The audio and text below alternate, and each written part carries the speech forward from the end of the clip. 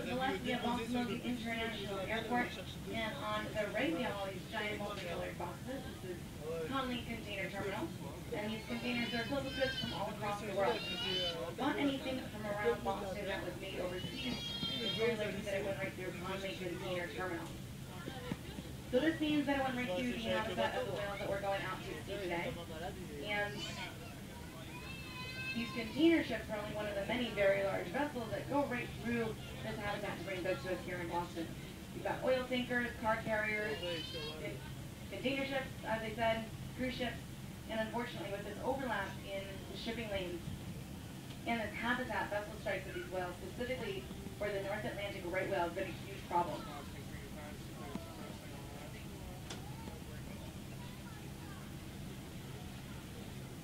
So while there are all sorts of recreational vessels that scientists have found, working with forensic scientists to have studied the scars left by these vessels, but it's these very, very large vessels that are much more likely to cause mortality when they hit these whales.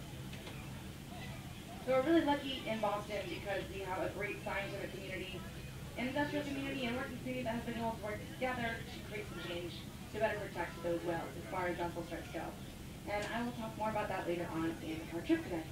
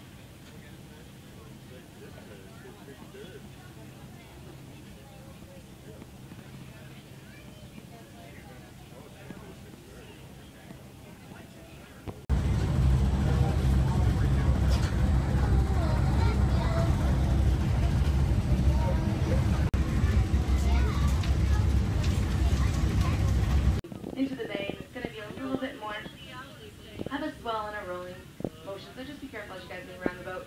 I'll let you know when we start to get to where we saw these whales earlier today. What we're primarily looking for spouts, so these guys are mammals, and that means that when they're submerged, they're holding their breath, and as they surface, they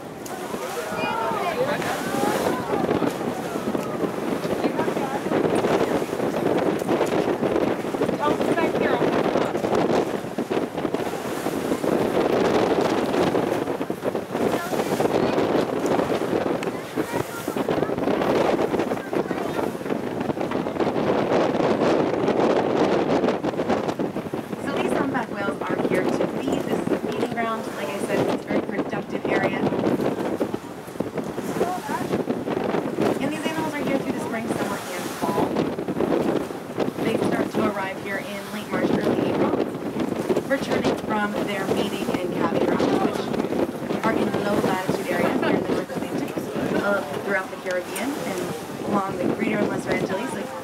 But the larger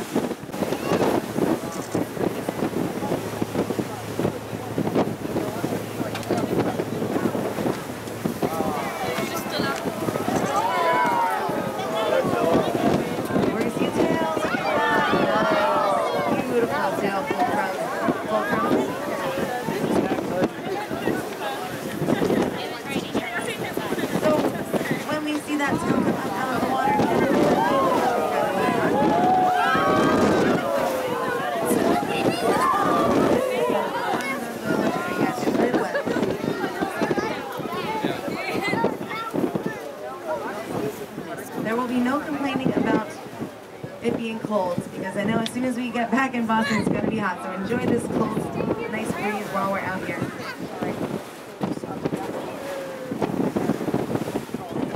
So I started saying this before, but you guys want to be prepared for random movement at any time today. Please always make sure you're holding on to the handrail. Do not one hand, you can two hands.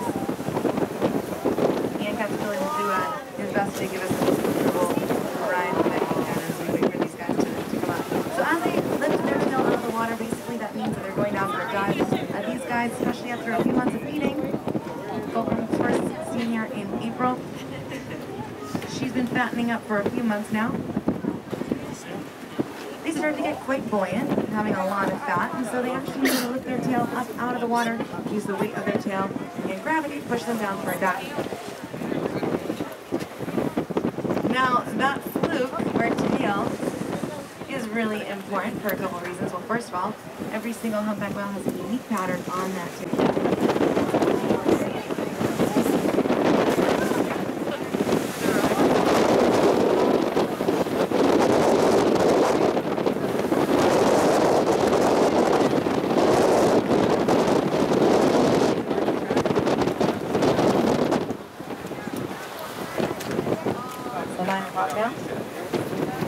We're going to spin around here, and that means that we're going to get a little bit different. Changes are happening.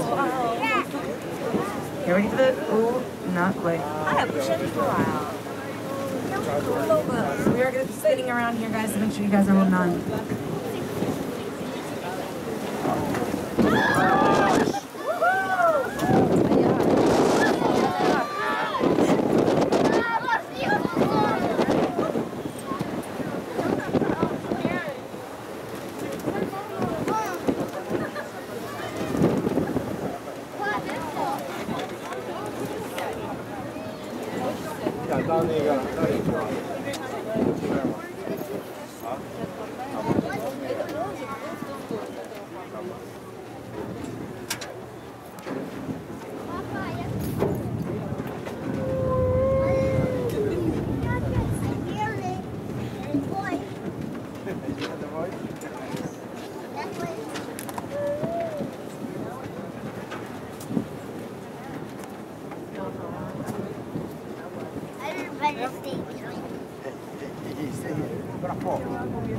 So another thing that's unique about that, oh wow, look at those waves crash on that tug and barge.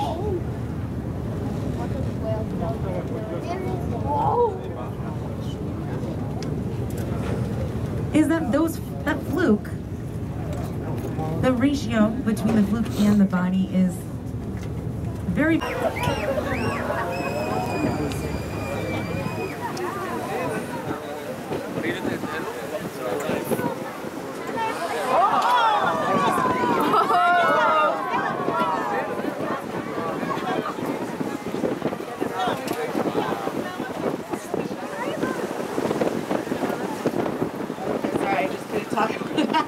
So funny.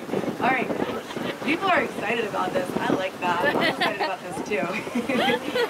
So I'll do my best not to scream it through the microphone. However, sometimes it happens.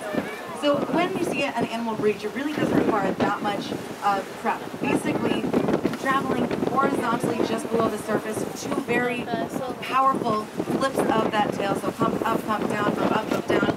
A quick turn of the head and they're up and out of the water, lying. So they're very, very powerful.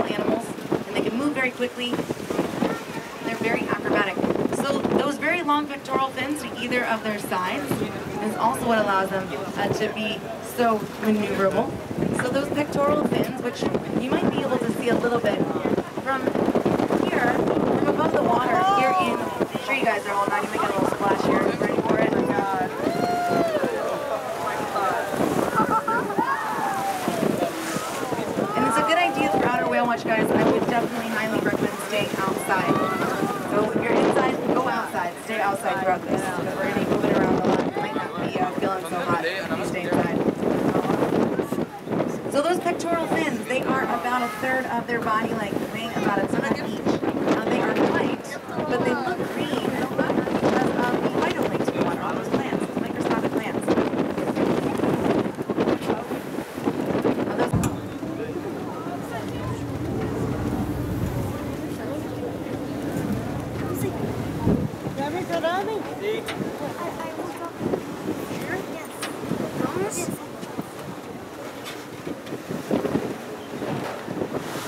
So essentially those nostrils, or those blowholes on the top of her head, these are modified nostrils.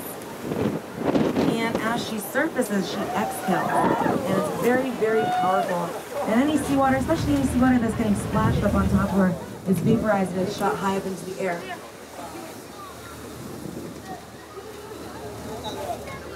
Now it definitely is going to be a little bit more difficult for her to breathe given these current conditions. I would guess that that's probably why she's spending a little bit less time at the surface than normal.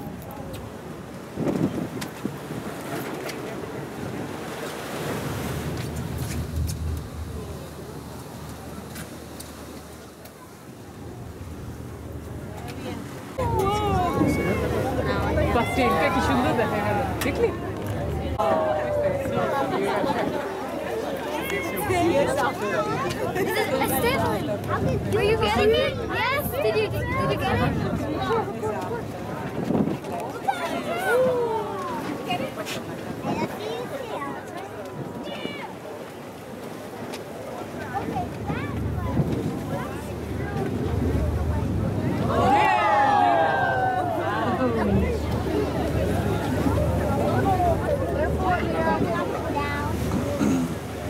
See it once, usually they keep going. It's pretty cool. So a couple of different theories.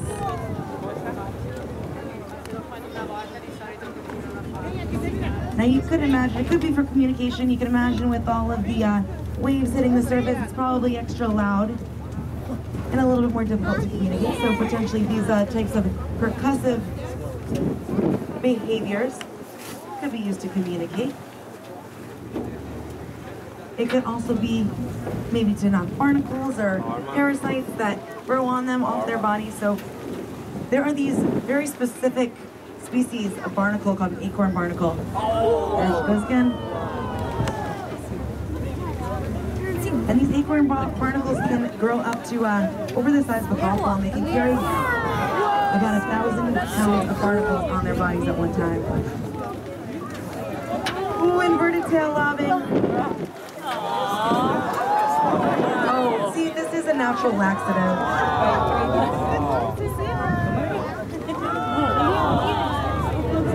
Keep recording, Aaliyah. I am. Está saludando.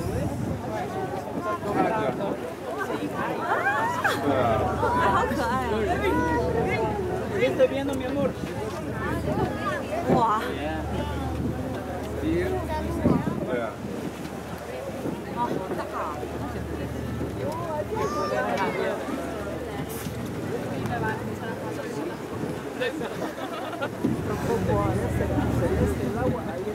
When I say I didn't want to say the B word, the breaching word, but lo and behold, here we go. Sometimes they switch between different types of breaching behavior.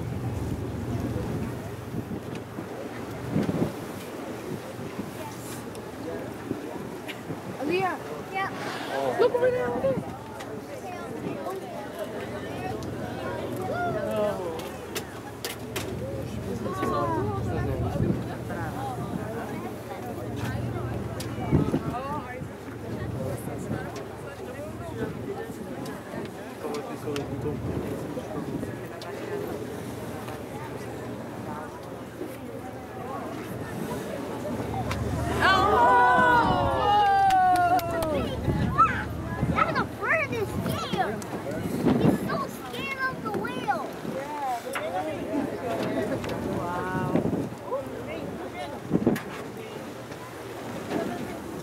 nutrients, puppy?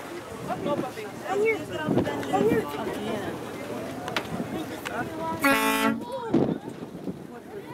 Guys, off the benches, off the benches.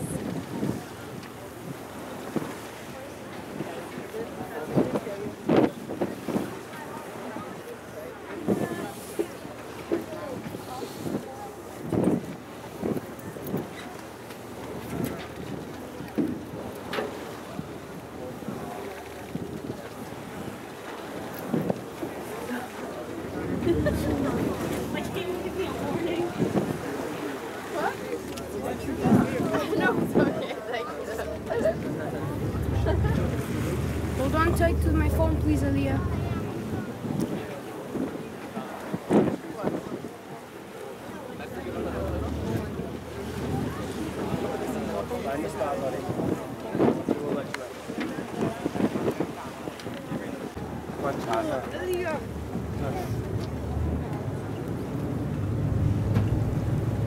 So whale poop, let's talk about whale poop. Whale poop is actually really, really important for the ecosystem. It's very different from other poop.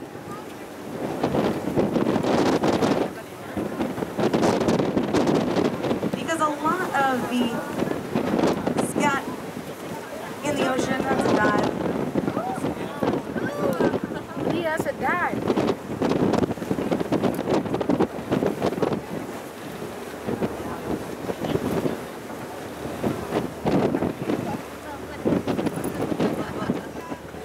So a lot of the fecal pellets in the ocean, they are dense and they sink. So all of the nutrients that they feed on in the water column gets brought down to the ocean floor, where it is put into carbon sinks and isn't used for energy for thousands and thousands of years. And sometimes that might end up being humans' energy and oil.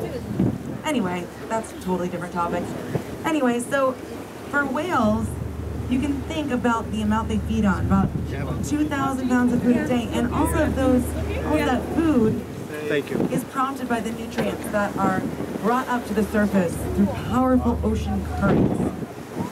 So it's because of those nutrients coming up to the surface. So, however, when these guys eat 2,000 pounds of food a day and then they release those nutrients through poop back into the ocean, they are refertilizing the water, because their poop, unlike other animals' poop, it floats. And so it puts that energy and those nutrients right back into the system. It can prompt, they're so big that these poops can actually prompt another set of phytoplankton. So they're really essentially ecosystem engineers. So just an example to show you how that's applicable, a lot of people that fight, a lot of the whaling nations that fight for whaling, they say that these whales are eating their food supply, and this is why they need to hunt them. Now, if that were the case in Antarctica, they killed about 90% plus of the animals that were in Antarctica, and they're down in Antarctica, they feed on krill.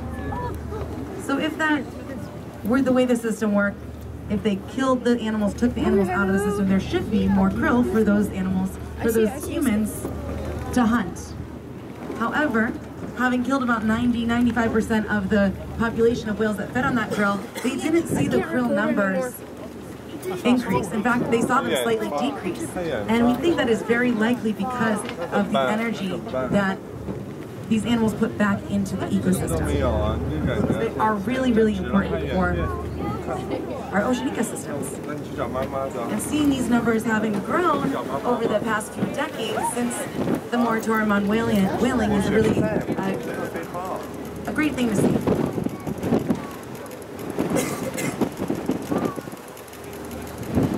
And it's also whale poop. Hooray for whale poop. I think it's okay. Yes, thank you very much.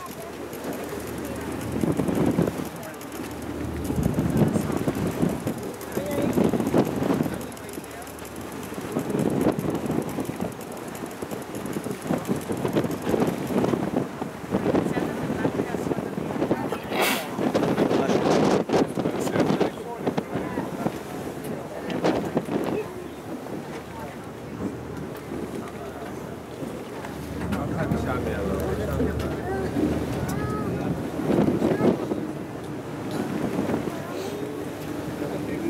a little bit of spinning here. Keep your eyes.